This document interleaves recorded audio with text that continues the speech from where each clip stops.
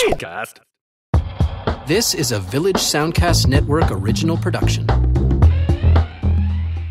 Hi, Joe Hill here, Lock and Key dude and writer of other stuff. Kate Leth asked if I could recommend 3 freaky comics for the witching season, and oh man, did she come to the right guy. Some people say comics can't be scary, but I say some people are stupid, and I can prove it. Let me see if I can fix you up with a few creeptastic comics for Fright Night. For classic stuff, you want to go back to the marshy stink and rot of Alan Moore's run on Swamp Thing. With due respect to Walking Dead, still the gold standard for a long-running horror comic.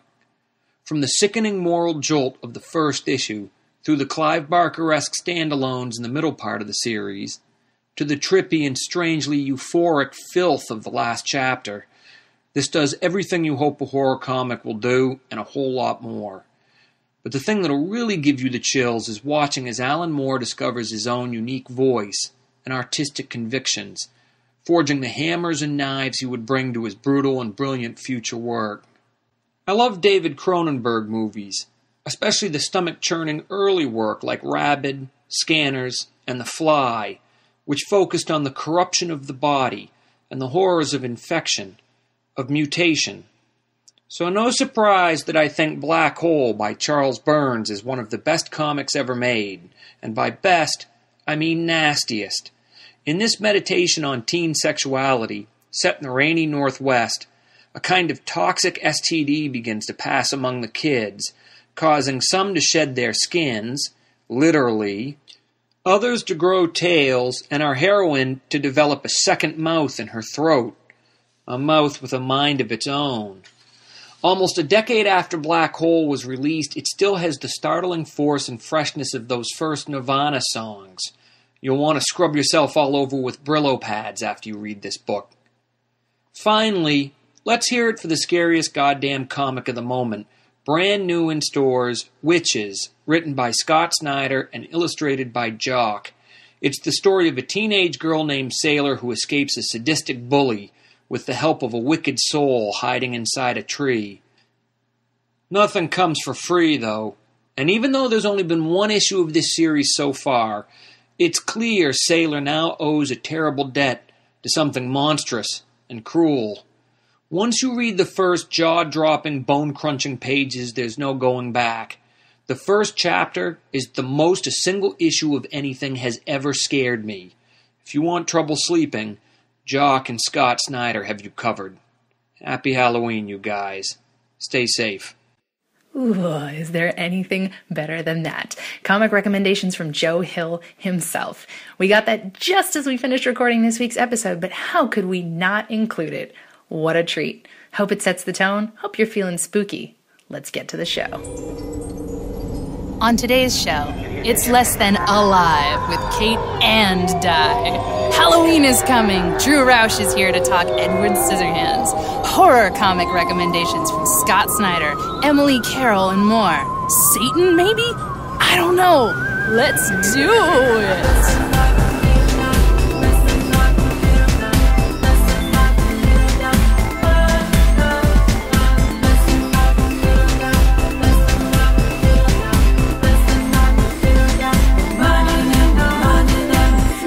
Welcome back to episode 9. It's been a while, hasn't it? How are you guys? A whole bunch of comics came out that I worked on in the period of time since we've last spoken, or you've last listened to me. The biggest thing is that Edward Scissorhands is out, or will be out by the time you listen to this, and that's incredibly exciting. I've been working on this for a long time.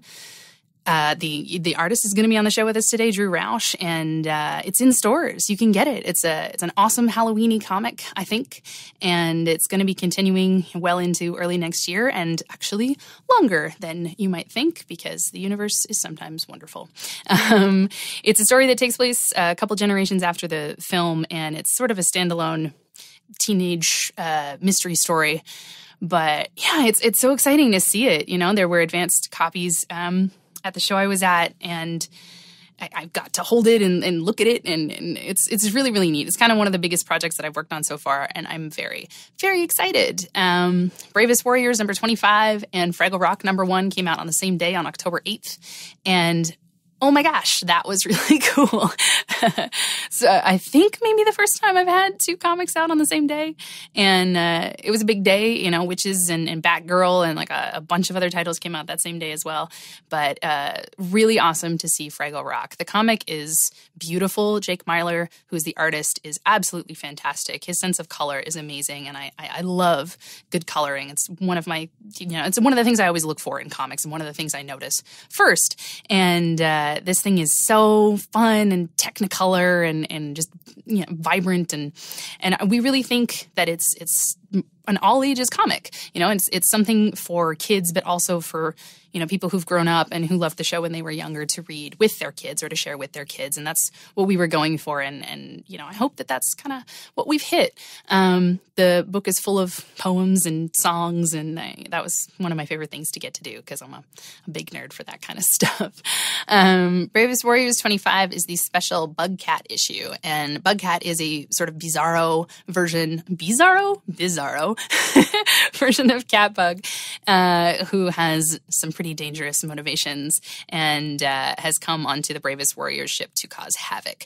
And that one is, I think it's a pretty fun story, even if you're not super familiar with the comics, even if you haven't been reading it since Ian McGinty and I started our run. A basic familiarity with the show will give you all that you need.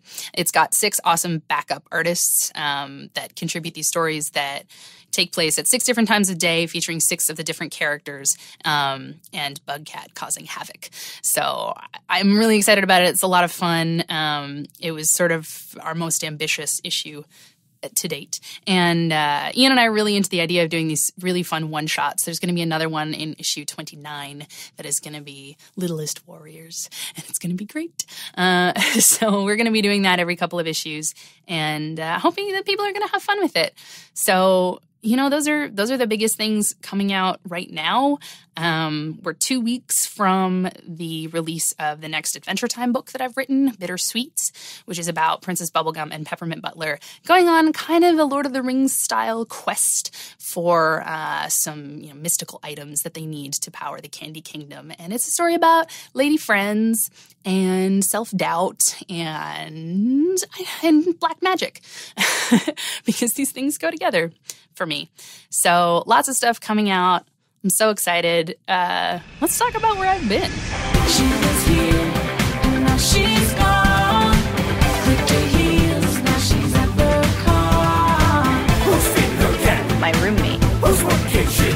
Lisa. What's the next city on Kate's car? So my next event is coming up very soon. It is this weekend if you're listening to it the week of October 22nd, and it is the Halloween Comics Fest at Comics Megazone in San Juan, Puerto Rico. I'm really excited for this. I've never been to Puerto Rico, and it's going to be cool. We're kind of doing it for the launch of Scissorhands. I'm going to be signing that and Bravest Warriors and Fraggle Rock and some Adventure Time stuff too. So if you happen to be in or near San Juan, or feel free to buy some very expensive last-minute plane tickets, come and check it out. I think it's going to be great, and hopefully there's going to be some really awesome costumes. So that's what's next. I haven't talked to any of y'all since I got back from both DICE and NYCC. DICE was the Dublin International Comic Expo, and that was in Ireland, as Dublin always has been. And it was fantastic. I cannot think of a show that I've been to where I've honestly had a better time, not only during the show, but outside of it. The people that run it are absolutely fantastic. It's run by Big Bang, which is a comic shop there. And the guy who runs that, John Hendrick, is an absolute gent, one of the nicest people that I've met. And they have an incredible shop there, an incredible show. Declan Shalvey and Jordi Belair, who are a comics power couple to be feared and respected and loved, kind of co-organized the show, and they invited me, and I was really excited. Had an absolutely incredible time. You know, the show was amazing. We did some cool ghost tours and got to see a whole bunch of like old Ireland, and it was amazing. It was just amazing. I stayed in a hotel that had elevators that I'm pretty sure were like made for a porn shoot. It was they were like these silver padded walls, and they had chandeliers in them. It was insane. So that has nothing to do with the convention, but it's an interesting fact. That show was awesome. It was kind of the first show for me that I really had younger, like teen and tween boys coming up to get stuff signed, which comes with Bravest Warriors, but it was sort of new for me and was really exciting. Everybody was just so awesome. I can't talk enough about how great that show was. I did my first cosplay at that show. I went as Lucy from The Wicked and the Divine, which is a comic I talk about here all the time by Kieran Gillen and Jamie McKelvey. And that was nerve-wracking, but also really fun. So Dice forever. Dice is amazing. Came back, had about 6 days in my house to feed my cat and do my laundry, and then I was off to New York Comic Con, which is like the show that everyone I think both loves and hates. It's so big and so overwhelming and so exhausting, but also has some of the coolest experiences and all of the people that you want to meet. So that show was pretty wild. I got in there on Tuesday and was part of this thing called Shipwreck, where a bunch of different authors write fan fiction based on a book of choice for the show. And for New York Comic Con, it was Watchmen. So I wrote some erotic fan fiction about Night Owl. So Cecil Baldwin, who's the narrator of Welcome to Night Vale, read aloud my story about weird bird sex. And that was great. It was the first night I was there and I lost my voice, which is also why the podcast is a little later than usual, because I can only just talk again. That was great. And then the show started on Thursday. They had these crazy advanced copies of Edward Scissorhands there that Gabriel Rodriguez had done the exclusive cover for. So I got to do a signing with Gabriel Rodriguez, who's the artist from Lock and Key, and was responsible for me being published in a comic book for the first time. So it was really neat to see things kind of come full circle that way, and very exciting. That show is it's so tiring, but it was fun. And you know, I got to meet with Ian McGinty, who's, you know, my artist from Bravest Warriors and one of my favorite people in the world. So I'm kind of glad that it's over, because after it, you just want to sleep for a week. But there's not really anything else. There's not really anything else quite like it. I'm finally coming down to the end ? Of con season. And I'm pretty excited to kind of not do that for a short amount of time and actually get some writing done. But you can catch me again at Halloween Comics Fest in just a couple of days, or maybe it's already over if you're late to listen to the podcast, in which case, shame on you. And then after that, I'm going to be at HalCon, which is in my hometown of Halifax, Nova Scotia, and that is November 7th to 9th. And then you're kind of out of luck until April or March, I think. But, you know, that's good. Stay home. Enjoy your family. What is Kate reading? What am I reading now? What is Kate reading? What am I reading now? Now, this is our Halloween episode, and I am going to get to some spooky titles. But in the meantime, or before that, or prefacing it, I read a bunch of comics that were not necessarily scary, but I want to talk about them because they were fantastic. Now, I had talked before about picking up and flipping through Shoplifter by Michael Cho, and I finally read it. And it is a story kind of about a woman working at an advertising agency who has a little bit of a crisis of faith. She's not really sure what she's doing with her life. And it's a short book. It's a quick read. But it's interesting. It's got the art is absolutely beautiful. You know, Mike Cho's stuff is this sort of single color shading style and brush pen that I've talked about before that I love so much. And it does sort of quiet moments really well. So I love that. Definitely check it out, because I think it is his first, you know, sequential comics work as far as I know, and I would love him to do more. So buy it. Another book that I checked out was In Real Life by Cory Doctorow and Jen Wang. And Jen Wang is an artist who I've liked for a while, but this book is on a whole other level from some of the other stuff of her that I've seen. It's a story about online gaming and MMORPGs, and but economics as well, a little bit about the way that businesses are run and wealth is distributed. It's interesting. It's not what I would have expected. But the story definitely is aiming for something a little deeper than just like an online fantasy story. And that's cool. And I liked it a lot.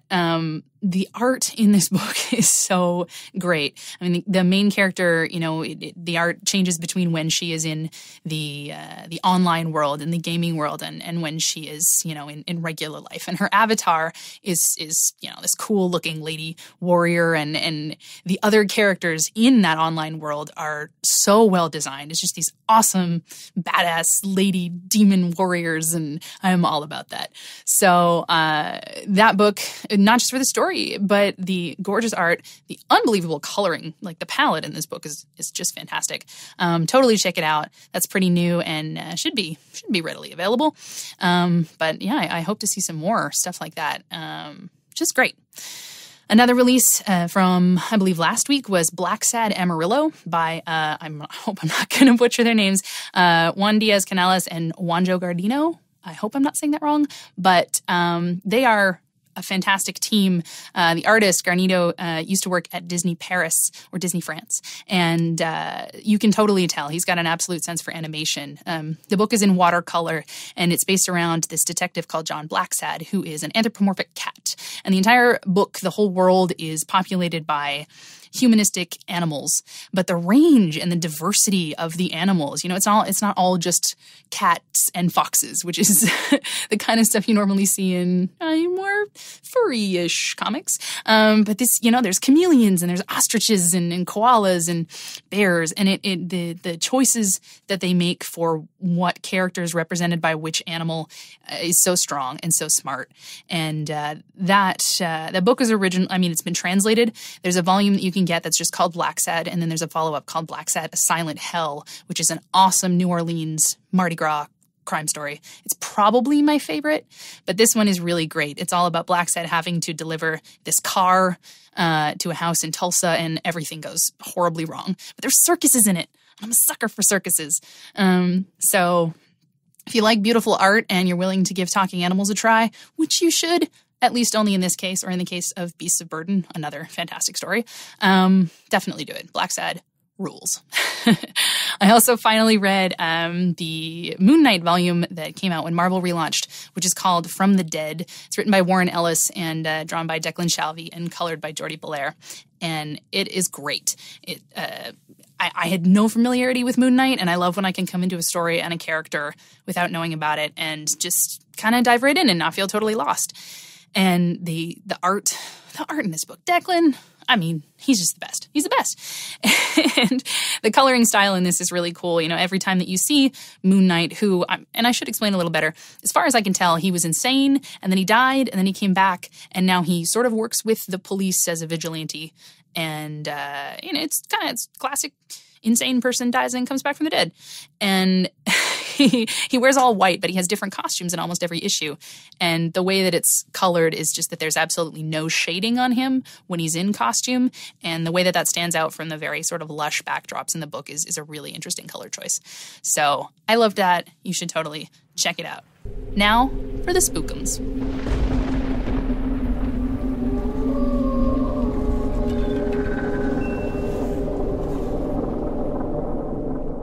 I've got a bunch of recommendations in this episode from some of my absolute favorite horror writers and horror aficionados in comics. But just my personal picks from the last little while, because 'tis the season and a lot of really cool spooky Halloween-y books have been coming out. The brand new Sabrina series just started, which is a branch off of the Afterlife with Archie series, which is great. I talked about that before. It's fantastic. But Sabrina focuses specifically on Sabrina Spellman, on her family, and on the witches and all of that craziness. It's very different than Afterlife. It takes place in the 60s, which is an interesting choice. And, definitely has that same kind of Lovecraftian feel to it. Loved the first issue. It's fantastic. It's written by the same guy, Roberto Aguirre Sacasa, and drawn by Robert Hack. It's really, really cool. And that book came out just before Witches, the new series from Scott Snyder and Jock. And I love Scott Snyder's horror stuff. It is my favorite. And this book is kind of, I want to say rural noir. The noir aspect, not so much, but definitely has a Blair Witchy feel to it. I don't really know how to explain too much about it without giving something away, but there's a lot to do with pledges and curses and dark things that'll come back to get you. So I would, if you're looking to get legitimately freaked out reading a comic, check out Witches. It's great.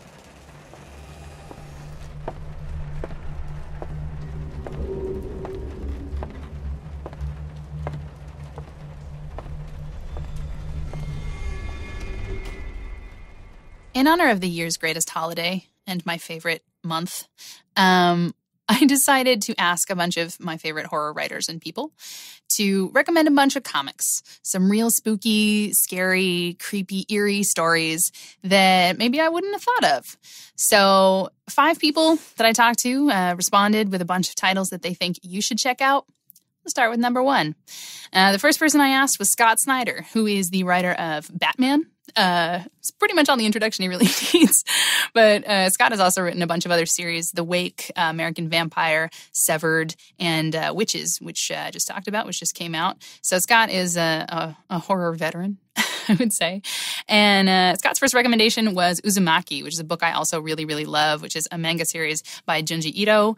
And he wanted me to particularly point out that it was given to him by Kieran Gillen, the Goth King. He also loves Echoes by Josh Fialkov. I'm going to try not to pronounce that wrong, which is from Archaea, which he describes as a haunting story of guilt and legacy. Demeter by Becky Cloonan is his third choice, which is a fantastic mini comic that Becky put out, which won all kinds of awards. It's a mix of folktale and horror that's both unsettling and deeply moving. Scott's bonus comic recommendation was one that almost every person I asked recommended, which is Through the Woods by Emily Carroll. And if you've listened to the show before, you know how obsessed with that book I am. It is fantastic. Scott calls it horror poems done in comic form. The second person I talked to, isn't this fitting, was Emily Carroll. Emily is one of my favorite artists and authors and the queen of the short story horror comic. She recommends Junji Ito's Tomi series because she said everyone else is going to pick Uzumaki. She also loves Flesh and Bone by Julia Grofer or Grofair. And her third choice, which is something that I really, really loved, was Beautiful Darkness. I'm not going to attempt to pronounce the names of these people because I feel terrible every time I butcher something. It'll be in the show notes. But Beautiful Darkness, she describes as not really horror, but it's nihilistic and full of raw dread, and I couldn't think of anything else. This book looks on the outside like a kid's fairy tale story, but it's real creepy. It's basically about all of these woodland creatures that live inside of a corpse. I really like it. It's gorgeous watercolor book. So definitely check that out. The third person I talked to was Marguerite Bennett. And Marguerite is a writer that I have just recently gotten to know. She is a fantastic person, and she is the writer on the new Sleepy Hollow series from Boom, which she's working on. And she's done a bunch of stuff for DC. Marguerite's all over the place. She's fantastic. Also one of the best-dressed people in comics. No one I know owns more sundresses than that girl. She recommends a collection that Rachel Deering put together called In the Dark, which she said is 30 one-shot horror stories. The book is enormous and has everyone from Scott Snyder down to little old me. She also recommends Emily Carroll's Through the Woods. Who wouldn't? It's so good. Neil Gaiman's The Comical Tragedy or Tragical Comedy of Mr. Punch, which he did with Dave McKean. And that is a real creepy book. Pretty much anything Neil Gaiman and Dave McKean do together is going to make you uncomfortable and freaked out. So great Halloween reading. And her last one she wanted to point out, just in case anyone hasn't read it, is Black Hole by Charles Burns, which featured in Rise of the Planet of the Apes, or whatever the most recent Apes movie is, which I thought was kind of weird because it's a book about an STD that travels through a small town that mutates people. So I mean, you get bond over all kinds of books. It seemed like a strange choice, but it's absolutely gorgeous. Charles Burns is an amazing writer and artist, and definitely check that out.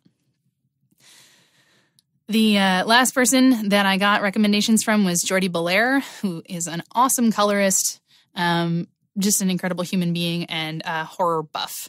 And Jordi recommends Shutterbug Follies by Jason Little, which I personally also really liked. She says, I read this as it was updating long ago as a web series. It's a murder mystery and adorable and beautifully colored, and I've never forgotten it. And it is a creepy story. It definitely starts off a lot more lighthearted than it ends up. So have a look for that one. It's also got a really gorgeous cover, if I remember correctly. Just really like some nice spot gloss or something. I don't know. Jordi also recommends Greetings from Hellville by Thomas Ott, and she says, basically anything by Thomas Ott is brilliant. Silent black and white stories, you can't go wrong.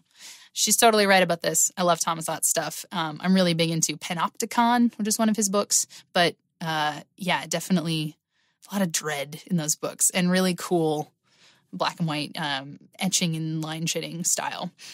Her last choice was Hellboy: The Midnight Circus by Mike Mignola, that book, so good. Mike Mignola, Duncan Fegredo, and Dave Stewart. She says, "This is just beautiful in every way. I don't know if it's outright horror, but the tone and mood and creepiness of it all is just wonderful." And it is. It's really great. One of my last recommendations comes from Jeremy, who I met in Ireland, who's great. And he recommends a book called Pishu, which he says is a collection of different stories that take place in this one apartment building, a strange mark showing up on all the walls. And this otherworldly evil force takes control of all the tenants, almost like a Lovecraftian old one getting into their minds. I was kind of asking around everybody that I knew to recommend horror comics and realizing that there's so much that I haven't read and so much that I want to check out. And the funny thing about it is nobody talked about Lock and Key. Lock and Key is like the thing that really got me into horror comics and one of my favorites. And, it's Joe Hill and Gabriel Rodriguez. The series is finished now, which is so great to recommend because you can actually read the entire thing. It's 6 volumes. It's an awesome story of murder and the supernatural and keys. So I've mentioned it, but if you haven't checked out Lock and Key, you should really give it a shot. You owe it to yourself. You deserve nice things. My last 2 things are Silverfish by David Lapham, which is a creepy little self-contained story about some kids who end up accidentally calling the serial killer ex-boyfriend of their mom, and he starts coming after them, and he's totally crazy. It's very creepy, definitely not cute and charming in the way that some spooky books I like are. It's really freaky. But a good thing to read if you're alone at night on a spooky October's evening. Check out Afterlife with Archie if you haven't. I talked about Sabrina, but that series is great. It's so fun. Read more Halloween books. What a great time of year it is, isn't it? Hear the creatures of the night, my children. What beautiful music they make. Listen. What is it they're saying? It sounds like, oh yes, support my podcast. Today's podcast is brought to you by Audible.com, where you can get a free audiobook download and 30-day free trial at audibletrial.com/lessthanlive. There are approximately 1 billion, maybe 1 million, titles to choose from for whichever media device suits your fancy. How many devices are there? I have so many questions. If you're horrified by all the choice, like I sometimes am, don't worry, little ghouls and goblins. The full cast recording of one of my favorite Neil Gaiman stories, The Graveyard Book, is now available on Audible. It's an awesome recording. I'm really excited about it. A perfect Halloween story, and with our trial, it's free. Just head to audibletrial.com/lessthanlive and let those beautiful accents whisk you away. Kate's gonna interview you. Kate's gonna interview you now. She's gonna ask a question. Kate's gonna interview you. Kate's gonna interview you now. This is the interview section. So today on the show, we have an incredibly appropriate guest, I like to think. Drew Rausch is here, and he is the artist on Edward Scissorhands, which I'm writing because nepotism. And Drew also is the artist of a webcomic called My Blacks Don't Match and is a true goth, I like to believe. Hey, Drew. Hey, Kate. How's it going? I'm good. How are you? I am very excited. It's coming out. It's happening. It's happening. It is a real thing. Yeah. It's going to be out. I mean, when the podcast comes out, it'll be out today, or it's already been out. Oh my God, we're time traveling. I know. Crazy. I'm so excited. I can't believe this. It's happening. It's no longer an imaginary thing in my head. And it's real, and people are going to be able to read it and buy it and share it. Are you doing anything to like celebrate? I'm going. Sleeping? No, there's no sleeping. Not in art. No. I still have 4 more of these things to draw. Sorry. Yeah, it's all your fault. I know I'm the worst. Buckle straps. I'm actually to celebrate. I'm going to Philadelphia for a wedding at the Muter Museum. Oh my gosh! Yeah, you were talking about that, and tell me and tell everybody about the Muter Museum. If anyone has never been to the Muter Museum, it's this museum in Philadelphia. It's just this. It's not huge. It's 2 floors, but it's they just have the greatest collection of medical skeletons and oddities and death masks, and it's just kind of like the perfect place to be for a wedding. For a wedding. I can't. So you were telling me a little bit about this the other day, but the people who have elected to get married in a place full of fetuses and jars, are they a really spooky couple? No, they are the exact opposite of that. She is I think a hotel manager, and he's a chef. And they are two of the most normal people. I mean, as normal as, Italian families go, that I have ever met. So it was at a family gathering, I think, Christmas last year, and we were looking over wedding photos from my wedding, and we kind of had a big spooky wedding.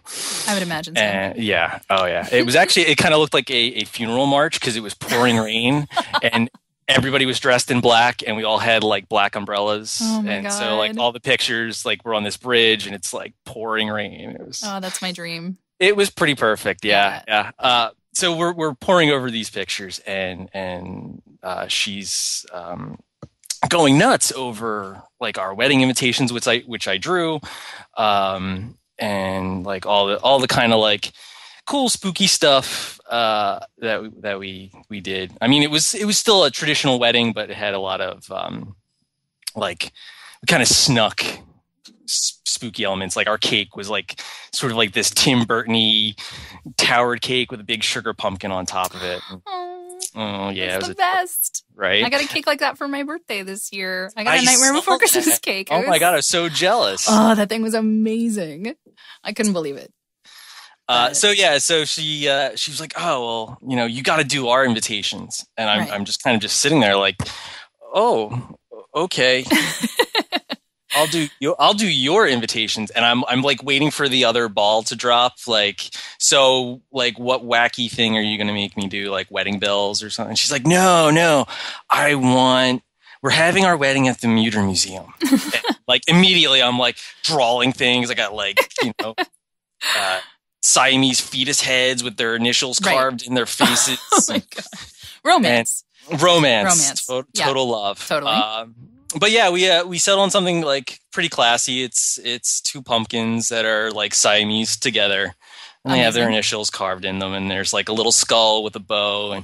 And as I'm doing all this, I can hear him like rolling his eyes into the back of his head. It's just like whatever. No, but that's perfect. But yeah, so yeah, it's going to be awesome. I'm just pretty excited. I've only been to the Museum once, and I don't know if I can handle it. Honestly, it's so good though. It's just so interesting. Yeah, they have sliced parts of Albert Einstein's brain. Oh my gosh! Upstairs, so that's so cool.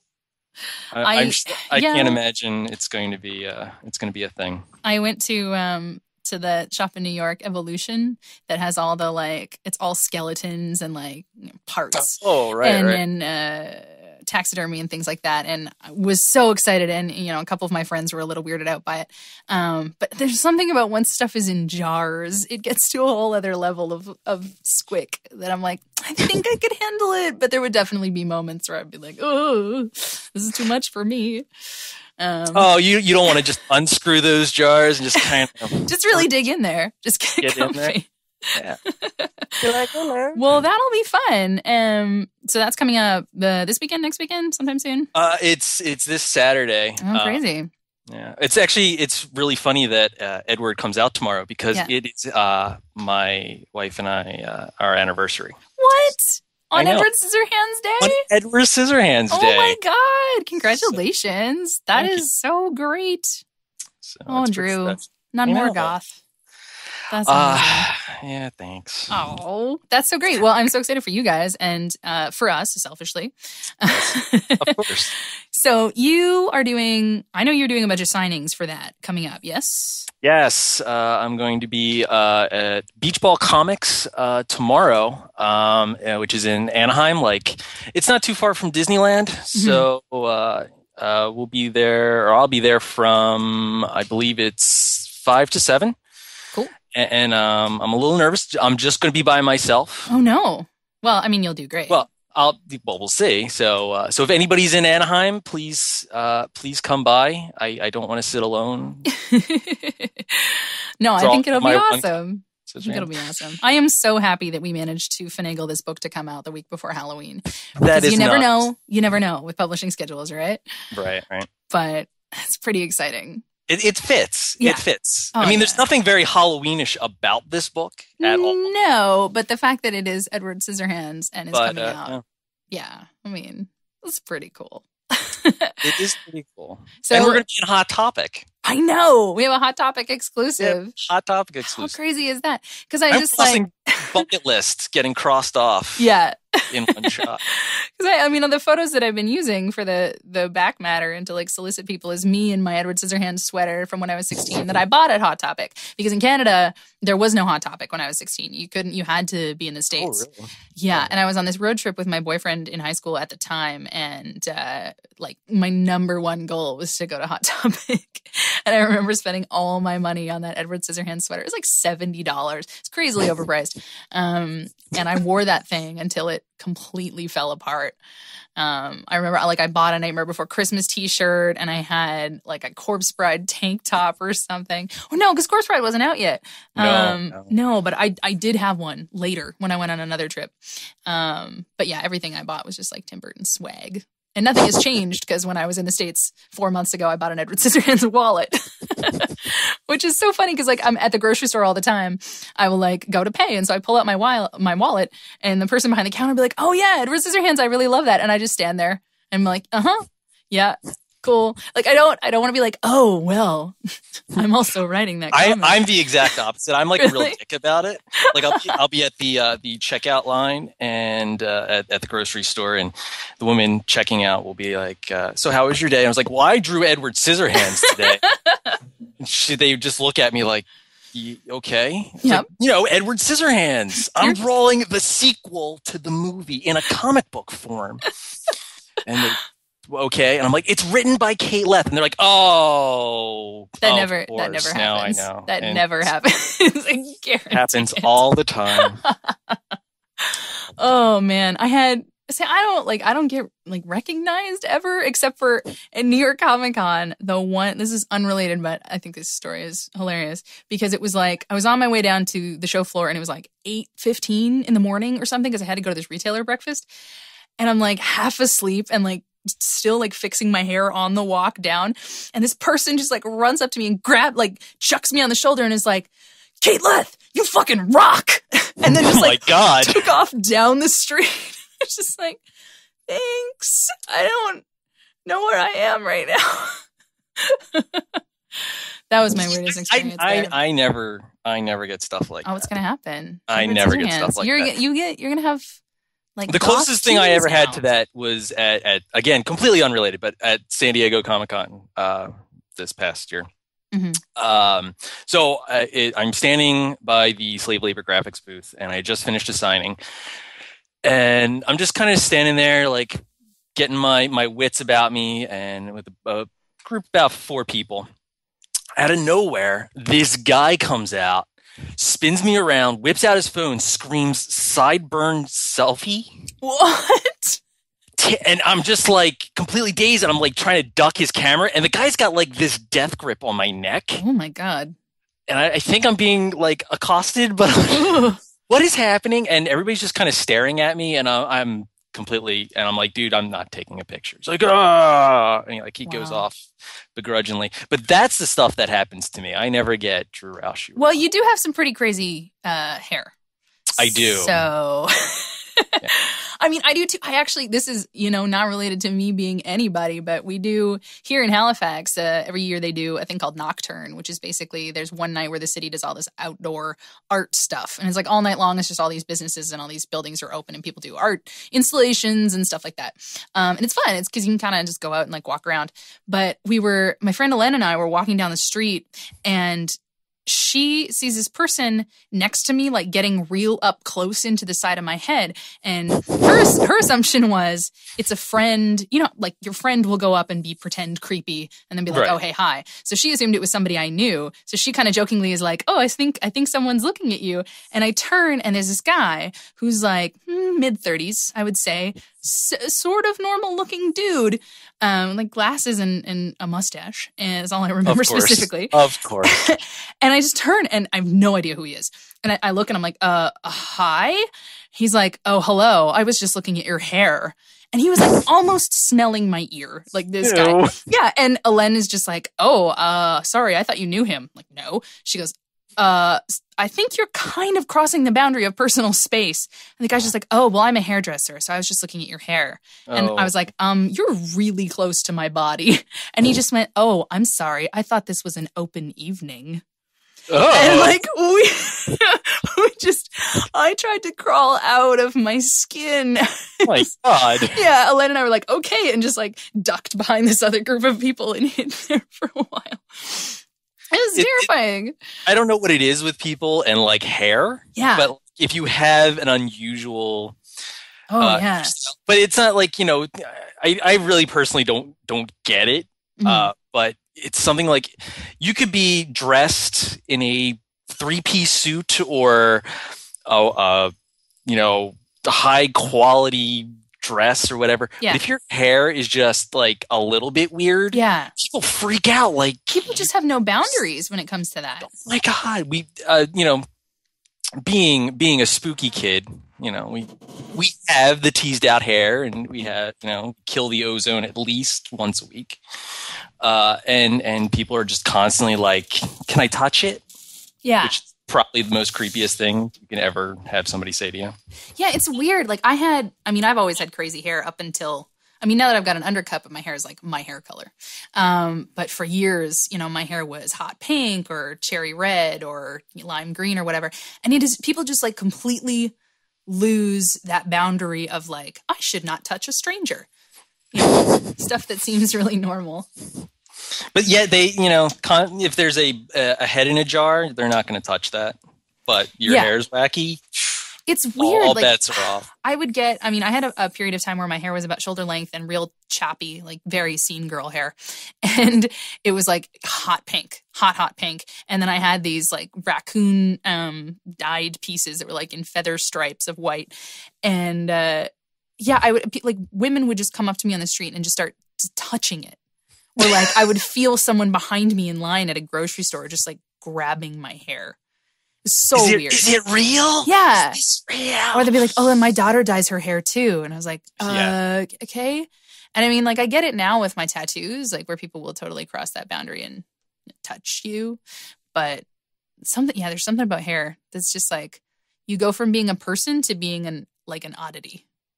Right. I get that. And then those people, they go from being completely like normal human beings to like creepy, like witchy, gnarly looking characters and scratching at you like you're so weird. Terrifying.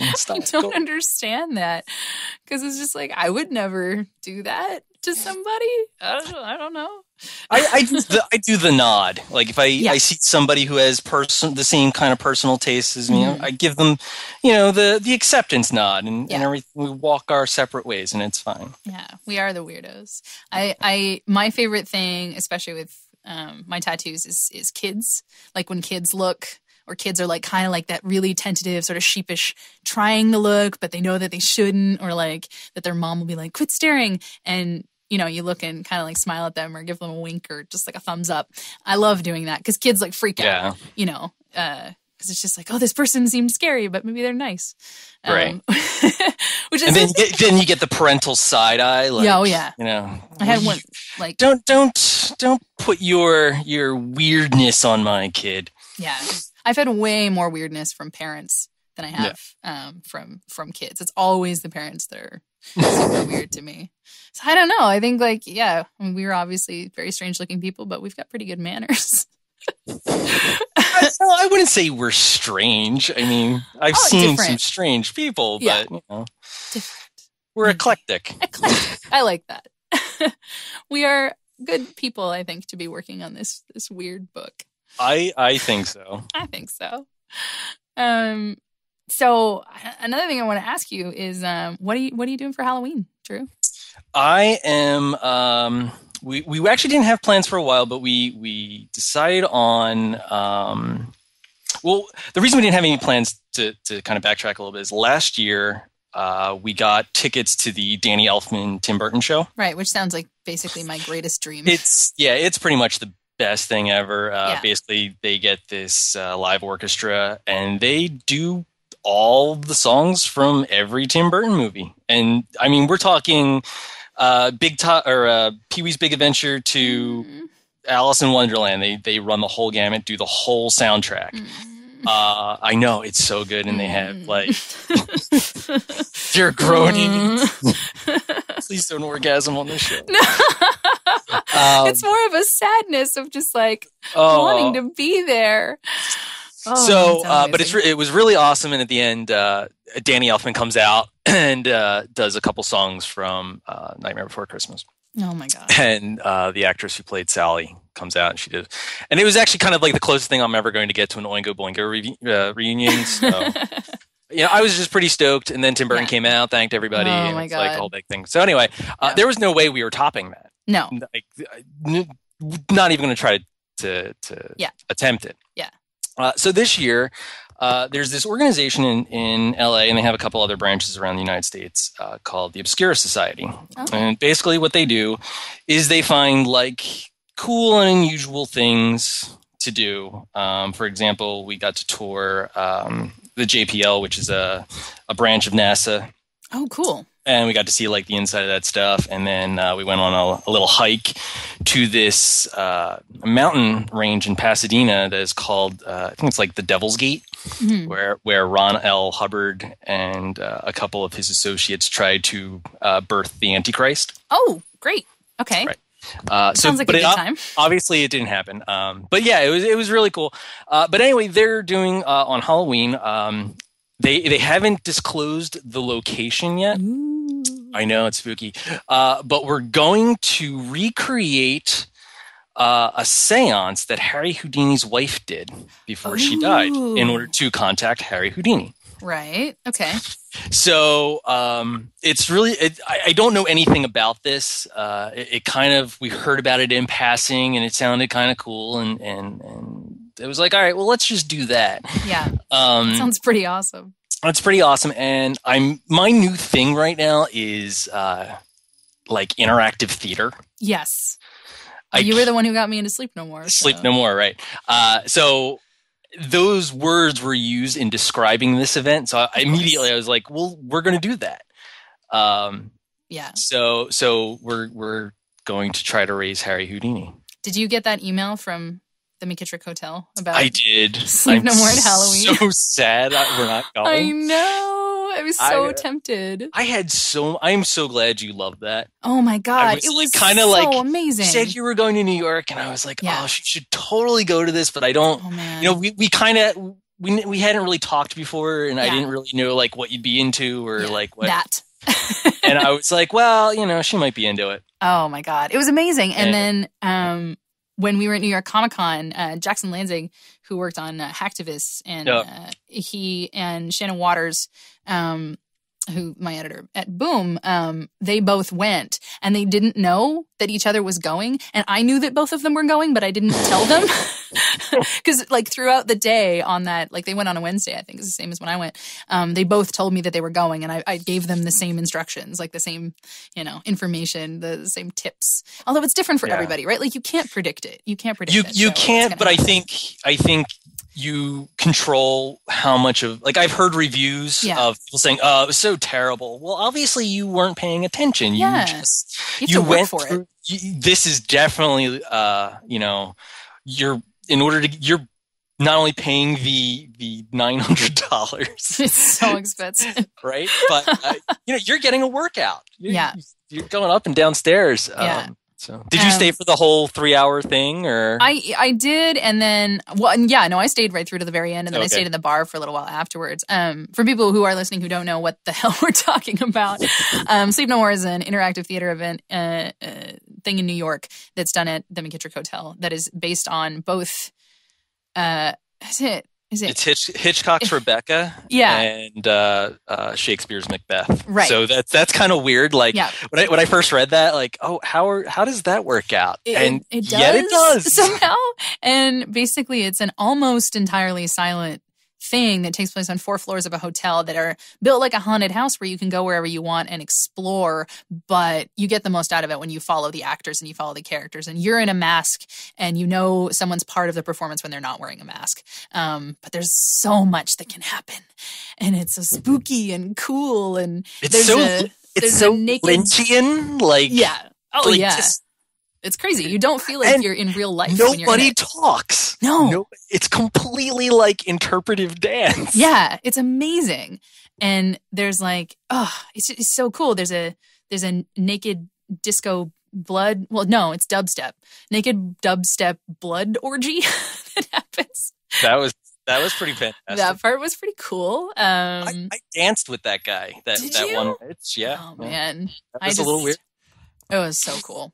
God, it was so Jackson and Shannon both went and they both got like one-on-one experiences with actors. I didn't get any of those. I got one and it was great. Did you? Oh yeah. Didn't I tell you that? No. The porter took me into a room and made out with my neck. It was crazy. You were okay with that. You were like, yes, I was super into it. The guy was like hot. It was fine.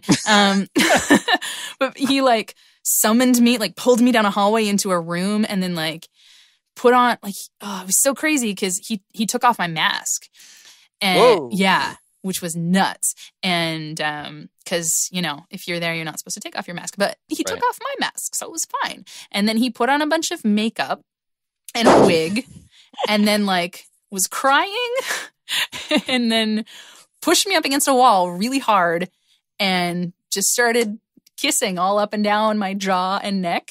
It was interesting. And then he hugged me and said thank you and gave me a ring and like shoved me out the door.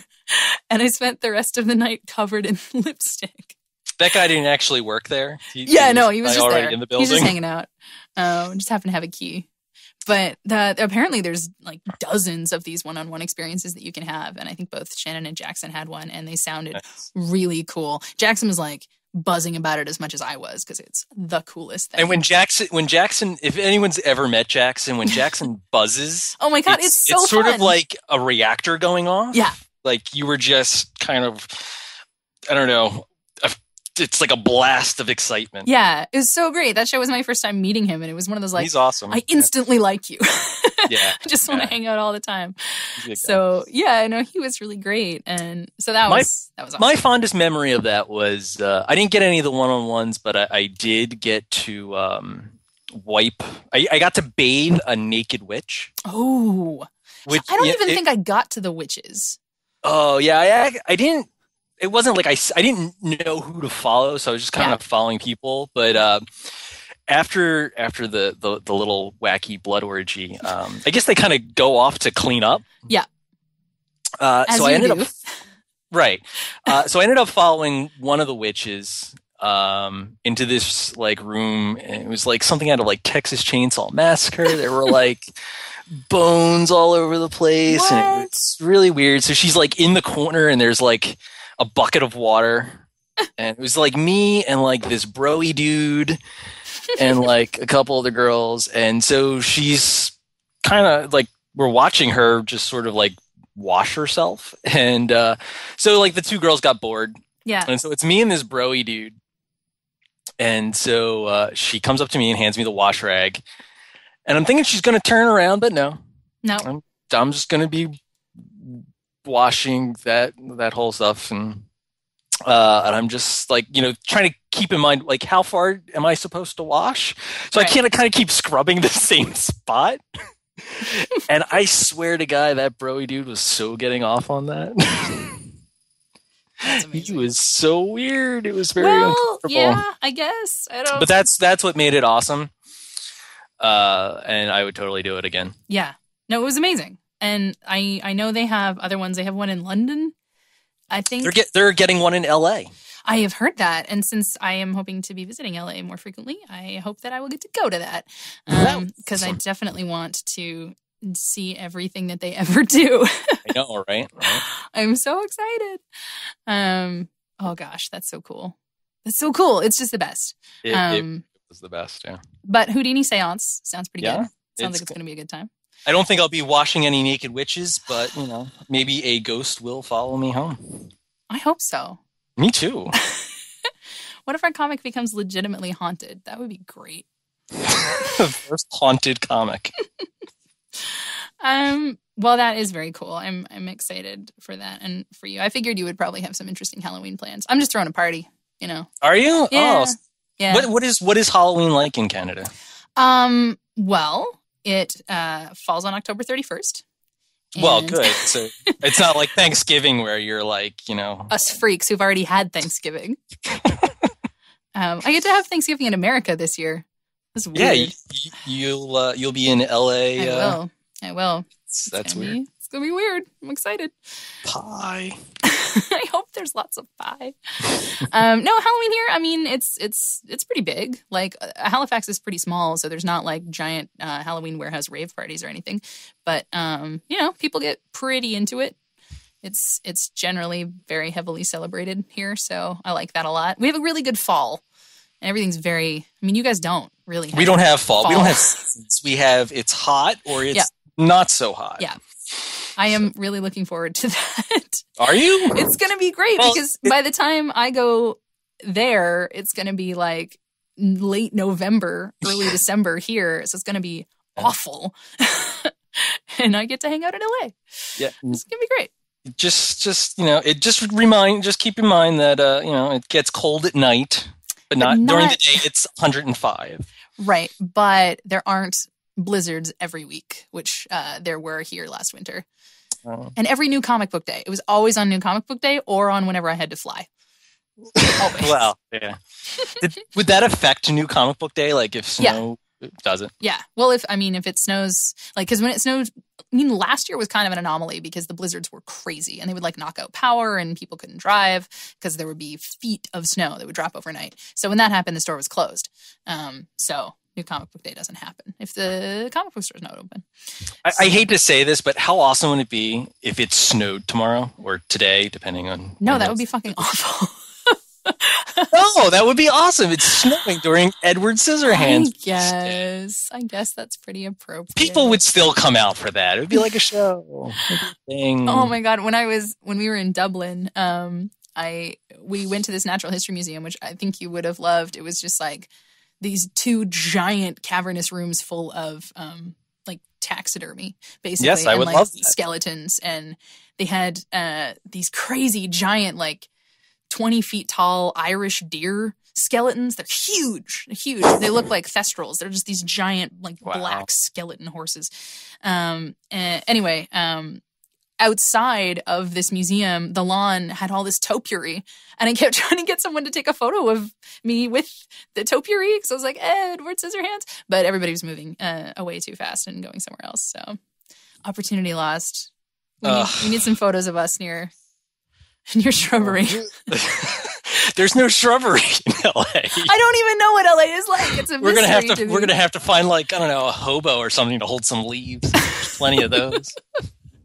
Just a palm tree. We'll like dump some soap flakes over a palm tree. It'll be great. Do you have anything you particularly want to see in LA? I don't know. It's this, like, I'm going to be there for 2 weeks. Jeremy, who I'm staying with, is going to be taking me to the Nightmare Before Christmas Haunted Mansion. Disneyland, nice. At Disneyland, which is like I am so excited. It's going to be so cute, and I'm going to freak out. Yeah, you will. I'm so excited for that. I don't know. It's an entirely different universe to me. So, what do you recommend? Well, I recommend not going to Hollywood. Okay, all right, fair. I pretty much just cross that off your list. Okay. It's kind of one of those things that I think gets built up in people's minds, like, I'm going to go see Hollywood and see the Man's Chinese Theater, and it's going to be beautiful. Well, it was beautiful, like, in the 1940s. Right. No, not so much. Okay. Great. It's, a lot of hookers and hobos, and they didn't really take care of it very much. A lot of people wanting you to go on tours to see movie stars' homes. That's creepy. Because that is something that you want to pay money for. Don't want to do that.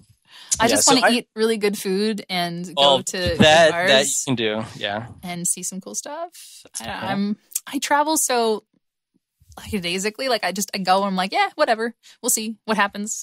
I don't know. A lot of good comic stores. Yes, I'm really excited. And our thing that we're doing, is that confirmed? I am working on it. Okay. I'm going to say yes. Okay. Keep an eye out on the Meltdown Comics website. We are possibly going to do a little ninja gig signing there. Where pop up signs and books. I would like that. But there's a lot of really good stores. You have to go to Halloween Town. What's Halloween Town? That's in Burbank. Ooh. It's it's a retail store, but all they sell is like spooky stuff. Ooh. Not goth things, just like just spooky things. Just spooky things and like t-shirts and stuff, but it's huge, and they have like an art gallery in the back, and it's kind of like the whole place is done up, and you're not allowed to take any pictures. So it's will it still exist in like late November? Yeah. Oh yeah, it's there forever. Year-round? It's a year-round thing. That whole little area in Burbank is kind of awesome. It's like you have Halloween Town on one side of the street. Across the street is Creature Features, which is this store that just sells like vintage Halloween stuff and horror memorabilia and stuff. And then like a little bit ways down the street, there's Dark Delicacies, which is a spooky bookstore. All these things sound so good. Right? So, I like having you as my like goth hotspot. I'll be your tour guide. Oh, thanks. Your ghost tour guide. Well, that's exciting. Well, and we may even have a second issue of our comic out by then. Oh God, yeah, I didn't even think about that. I'm still like riding the high of the first issue. Oh yeah. There's no more issues coming out. There better be. I wrote them. Oh man, I can't. The fact that this series exists and that we're working on it is still boggling to me. So I'm actually curious how this all started, because I kind of came in like I was asked to just do like a pinup. Oh yeah. For Edward Scissorhands, I was actually asked to do a pinup for the Fear and Loathing in Las Vegas book that IDW is doing. That feels appropriate. Yeah.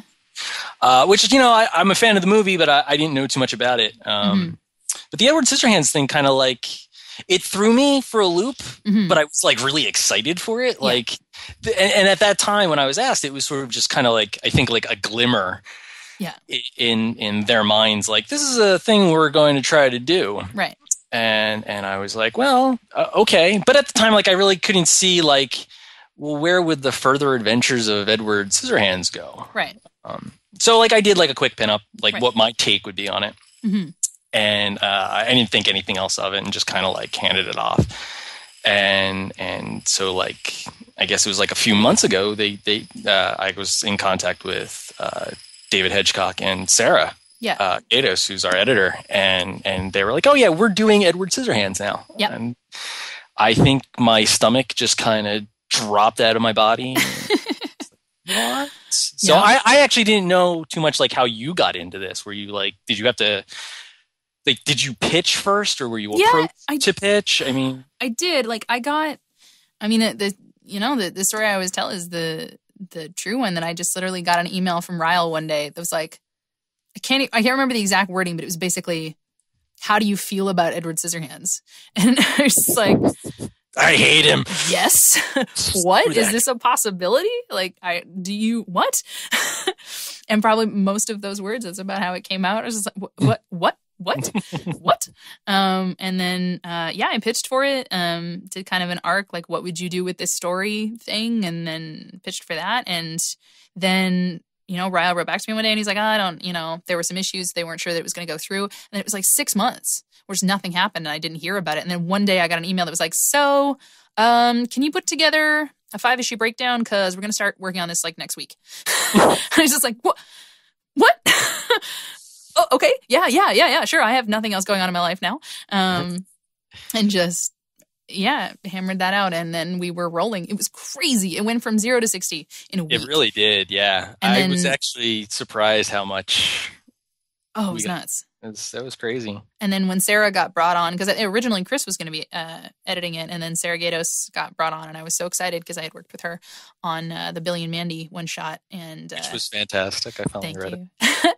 And Sarah's just the best, as you know, as you well know. Sarah. I do. She is the bestest of bestest town. When I signed, because she wanted Gabriel Rodriguez, and I had to sign a copy of Scissorhands for her at New York Comic Con, I signed and wrote underneath the Rausch and Leth, I wrote Gatos on the cover, because I'm just like, you should be on here. She really should. I mean, I've worked with editors before, but usually they're just kind of, they stand back and like let you do you, and but Sarah contributes, and I really think that helps the process. Or completely getting like a third party, because we're both full of ideas. Yes, and so. And she's very good at smoothing everything out, making it make sense. Yeah, she's definitely one of the best people that I work with. And it's so much, the feedback that she gives me on the work that I hand in it's always the stuff that's like, oh my God, yeah, of course. And now it's always like that. Yeah. And she's amazing. So I was so pleased when I found out that she was going to be part of it, because she's just the best. And the letters column has ended up actually being like one of my favorite parts of the book. I'll be honest. I wasn't sold on the letters. I know you weren't, and I'm sorry I pushed. No, don't be sorry, and I'm glad you pushed, because it's turned out awesome. I was just, kind of like, well, okay, I guess. Mm-hmm. I don't know about answering letters. Yeah. I never really read the letters page in comics when I was a kid, so I didn't know like that was kind of like a new thing that was happening again. It's really big now, yeah. So. But it's cool that, after seeing the first issue and seeing how many people responded to that with these like really like deep stories, like way deeper than and personal than I thought we were going to be doing. I was surprised by that. It's kind of like, whoa, extra ed pressure. Yeah. But it was great. It turned out really good, and I'm glad we're doing them. So I'm so thank you for pushing me. Well, I was so excited at the concept of actually getting to do a letters column, because it makes me feel like a real writer, because I'm still new to this game. And it's like, oh boy, my first letters column. So I really wanted to do it. And when Sarah mentioned it, I just kind of like sat in my chair, kicking my feet like, yay. And they have been. The letters have been amazing. And especially now, like once the first issue comes out and people will respond to it, not just from like my social media and yours and Sarah's, but from picking it up. I hope we're going to get some even cooler, more varied stuff. And if you're listening to this and you want to write into Edward Scissorhands, you can totally do that. It's letters@idwpublishing.com. Am I right about that? Yep. Do you know? Yeah. Yeah, and I think you have to put like Edward in the subject line. Yeah, something like that. And you have to write safe to print. Yep. But all the info is in the comic. So buy the comic. Buy the comic. Buy our comic. I kind of like want to talk about like everything that we did in it, but like I don't want to spoil it for people. But no, I don't either. But the one thing I do want to say is that I really loved the idea of doing the Nancy Drew kind of take on it. Mm-hmm. Well, I thought that was really smart. It was really important to me to not have it just be something that exists just because we have the property, like it had to, right. I really wanted it to stand on its own. And you didn't want to rehash the movie, no. Because then what would be the point of doing you're given the opportunity to tell new stories. Right. And so, yeah, like when this was all, we were kind of like just talking about it, and I didn't really know what your take was. Mm-hmm. I was, kind of thinking, well, I don't know where we're going to go with this. Yeah. What would be the further adventures of Edward Scissorhands? That kind of sounds a little bit boring. Like, am I just drawing 20 pages of him topiarying? Yeah, no. But then, like, I kind of started to think about. I'm a big fan of Universal monster movies, like Dracula, Wolfman, Frankenstein stuff, and I kind of right. Yeah, they're classics. And I also love them too because, to an extent, they're family friendly. They're like almost all ages movies. Yeah. They're creepy in the way that the kind of creepiness I like. You know, it's not overly gory, and it's I think it has an open appeal to it. Yes. So I kind of like started thinking, well, what if we did like there was kind of like almost like a Bride of Frankenstein deal. Mm-hmm. And then I read your script, or I read your treatment, and I was like, oh my God. Now, this is before Kate and I ever even exchanged an email. Right. I didn't know you from, actually, the only reason I knew your name was from your Comics Alliance, the Kate or Die strip. Yeah. And so, yeah, I was like, oh my God, we're sharing the same idea. This is going to work out. And I like no longer felt nervous. I was, I was like, sweet, we're going to do good. And then that whole the Nancy Drew take, and I think is really smart. It'll give us a chance, and I think doing it that way, we can maybe continue. Mm-hmm. Maybe I don't know. I hear rumors about that. There are rumors. I hear whispers around the edges of maybe the continuing adventures. Who could say? More issues of Edward cutting to berries. No, I think we've started to build up this whole new universe and this new cast of characters, and I really wanted to give them their own life. And it's so funny because when I talked about this on the I don't even know if I said it on the panel or when I was at the IDW booth, but approaching this, because so much of the stuff I do now is licensed properties. And so you're taking these existing universes and you have to make something new with them. And it is so boring to me to just you redo the same thing. Like every single, like both the Adventure Time books, the Fraggle Rock series, Bravest Warriors, like the first thing that I'm doing is introducing new characters. Sure, and switching it up. Because you want it to exist on its own. You want it to be its own thing. And I always look at the Josie and the Pussycats movie as being my benchmark of how to adapt a licensed property that maybe when you look at it, you're like, what could you do with that? And then they went and did something like hilarious and amazing that is its own monster. So I think there's definitely like a sense of wanting to be true to the source material and the fans. Because I mean, you're doing this for them. Oh yeah, it's keeping it in that same tone. But you totally have to like add some new elements to it. And I think one of the new elements that you added was the character of Megs. Mm-hmm. In a way, I actually found her to be a stronger female character than Kim was. That was what I was going for. I mean, Kim is actually a pretty crappy character. Like she gets, you gotta get the gist that, she learns something at the end, but she's kind of shallow teenager in the movie. Which is interesting because her mom, like Peg, like that character is a really interesting character. Right. Like I find her motivations and like, her issues and her just like that character was so much more interesting to me than Kim. Always has been. I don't know. Like you're right. I thought actually Kim was kind of a one-note princess almost. She's the love interest, and she's classic in that way and delightful. But I really wanted to work with I love girls at the center of stories who aren't like a perfect hero. I mean, the way that she's drawn, even the way that you do her, like she's not like beautiful. She's not the hot goth very girl. Like she's plain, really wallflower-ish. Like Megs does that little girl at the end of Edward Scissorhands doesn't grow up to be a Hot Topic employee. No, she grew up to be kind of just I don't know, just the average girl. Yeah, I mean she's a character that I think many people can project onto her, but she's not like Bella from Twilight where she's completely blank and useless. She's got, I mean, it's the elements. And, when I was writing her, it's kind of like looking at, me and the way that my friends were when we were, 15 and 16. And it's where she's so antagonistic and vitriolic and like over emotional, when she's dealing with her mom and with her family. But then in the outside world, she's a lot more shy. But yet still frustrated. Yes. Like how stupid the outside world is. Yes.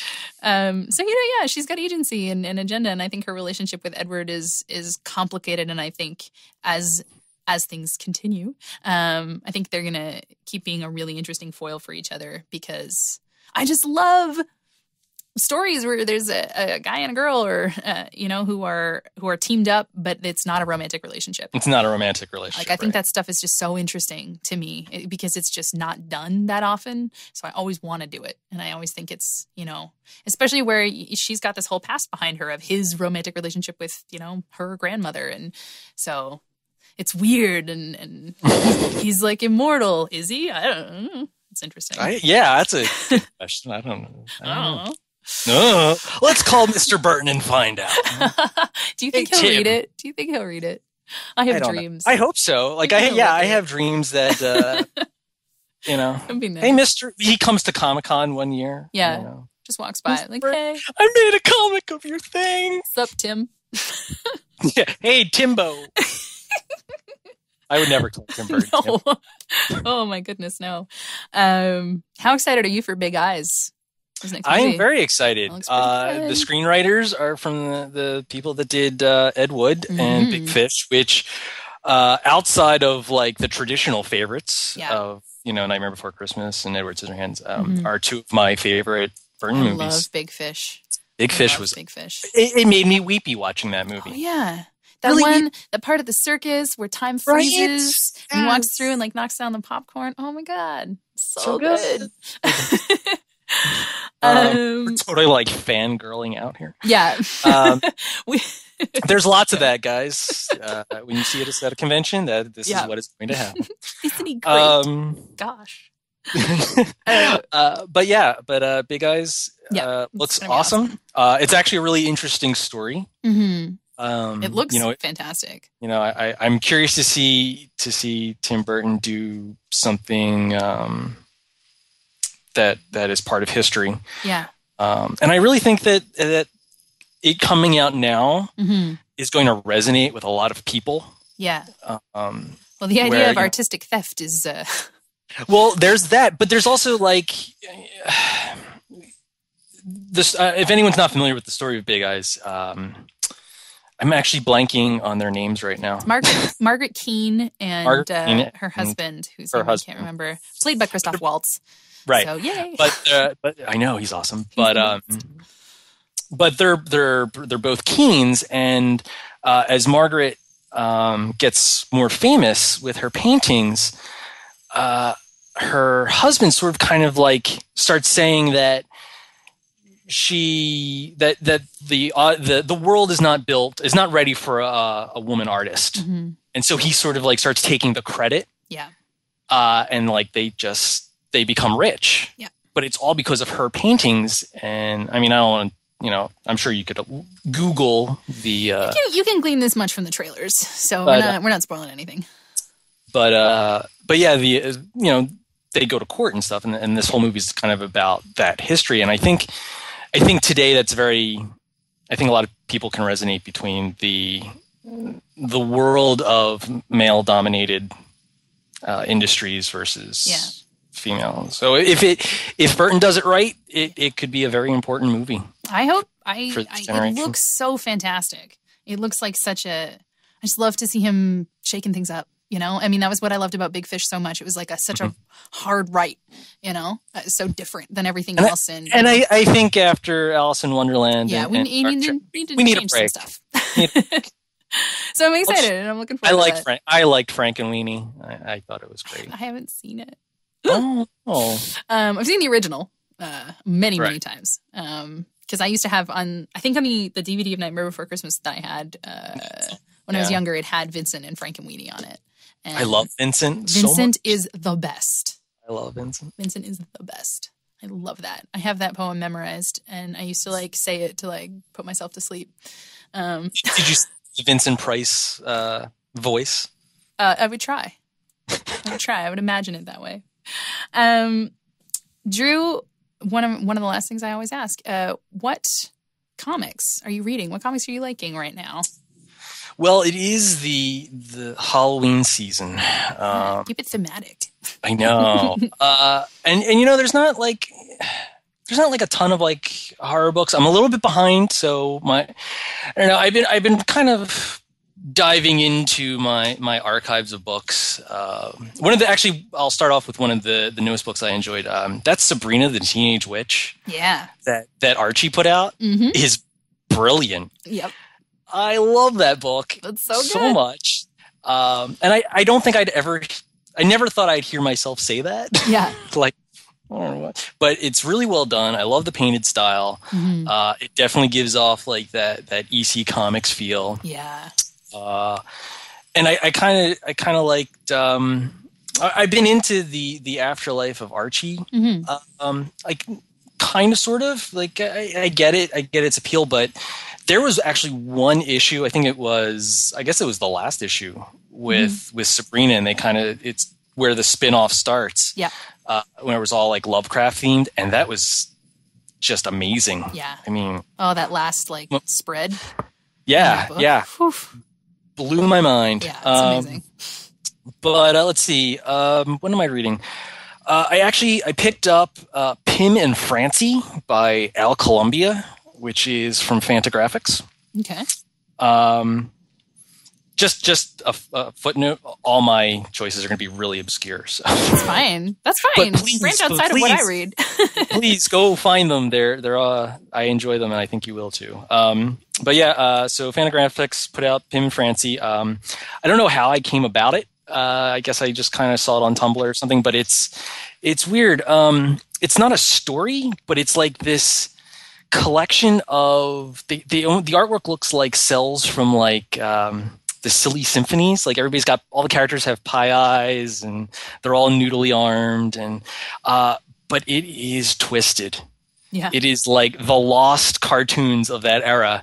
Awesome. And it all revolves around these two characters and the wacky shenanigans they get into. It's all in black and white. And it's really weird. Beautiful hardcover.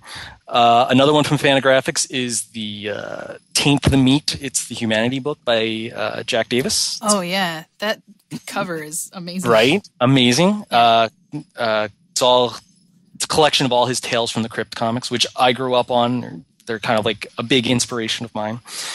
So I'm glad that they put that all together. Let's see. Serenity Rose, which is actually by a friend of mine, Aaron Alexovich. He put out his 10 Awkward Years collection. It is literally 10 years worth of his comics. Oh my and gosh. He had an amazing Kickstarter. It's a gorgeous hardcover that he self-published. Let's see. Scary Godmother by Jill Thompson. Oh, yeah.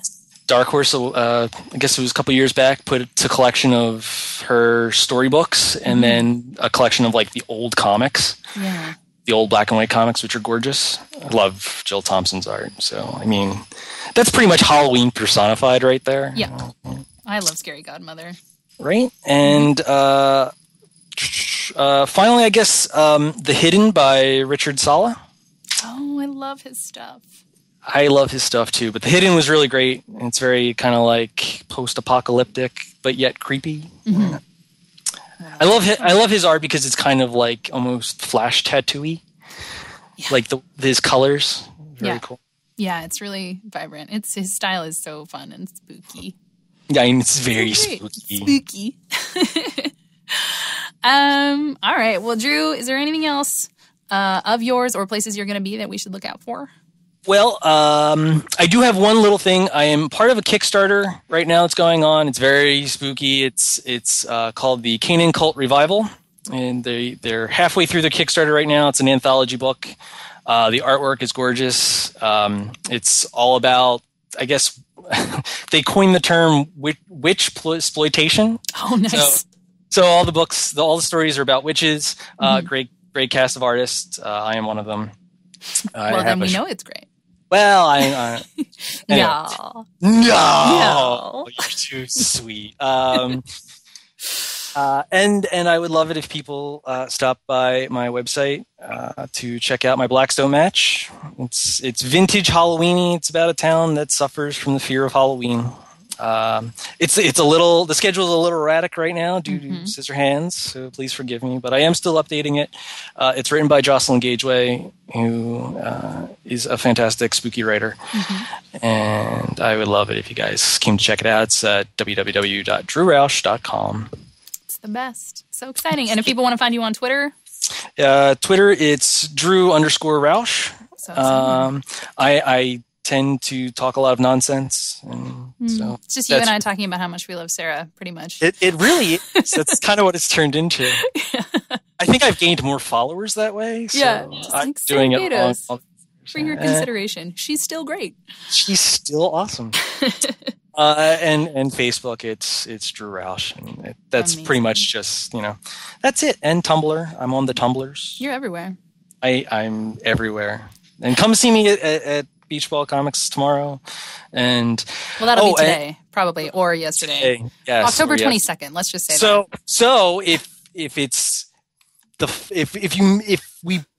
tomorrow, then yes, come. If you don't hear this Thursday, I hope you came, and I hope we had a wonderful conversation.